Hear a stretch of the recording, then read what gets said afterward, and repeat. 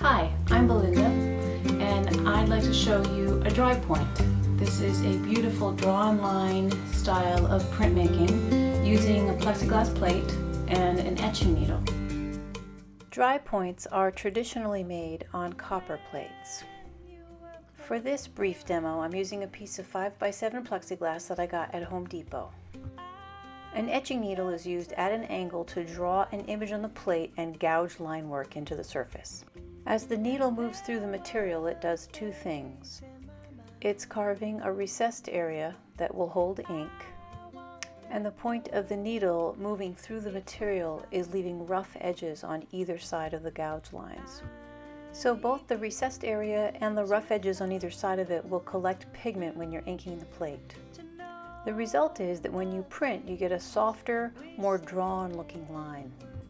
For this feather print, I wanted to have multiple colors on the plate in a single pass on the press, so I'm using a method called a la poupée. Rolled up pieces of felt are used to apply different colors to the plate at the same time.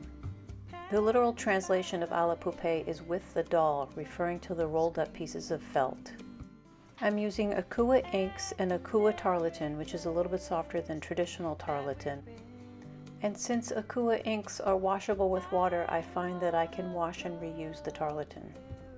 Wiping a plate in Drypoint or any kind of intaglio printmaking is truly an art. I'm still experimenting and trying to get it right, but I find that if you start with a balled up piece of tarlatan rolled into itself like a jellyfish and then tapped a little bit flat on the surface of your desk, that's a great way to begin. As a final step, using your fingers or the meat of your palm to wipe any remaining ink also works really well. Drypoints are more effective if your paper has been soaked and blotted. By being in the water, the paper plumps up so that when it's pressed against the plate, it's got some flexibility to dip down into the grooves and troughs and canyons that you've created when scratching it with the etching needle. I've soaked the paper in this case for about 8 minutes. I set a timer so I can go do something else while it's soaking. And this was done in a tiny little bathroom with a bath towel and a hand towel, and in this case a little casserole dish that I just filled with clean, cool water. Depending on how many prints you want to make on your Drypoint, you don't need this much paper, but since I was printing 8 to 10 each afternoon consecutively, I prepped the paper in advance.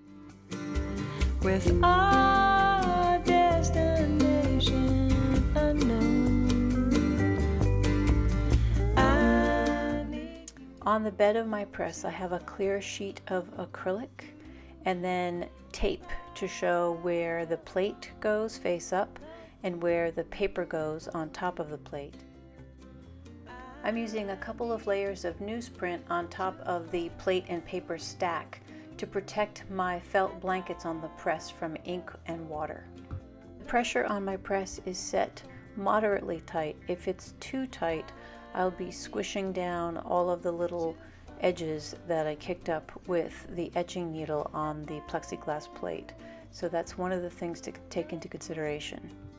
After the plate is run through the press, I peel away the blankets and the newsprint and then pull the paper off of the plate and reveal the print, the Drypoint. One of the lovely things about using a la poupée is that each print comes out in slight variations of the colors that you chose. So in this case, the first run was an addition of 25, and you can see here that there was quite a bit of variation on each of the feathers.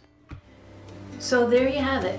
That's the basics on a Drypoint made from a sheet of plexiglass. If you don't have a YouTube account and you'd like to leave a comment or a question, visit my blog and you can leave it there. You don't need a YouTube account or a Blogger account to do that. Thank you so much for stopping by. I hope this was helpful, and the next set of videos are in the works, so please subscribe. Leave me a thumbs up if you liked this, and I'll see you soon. Bye.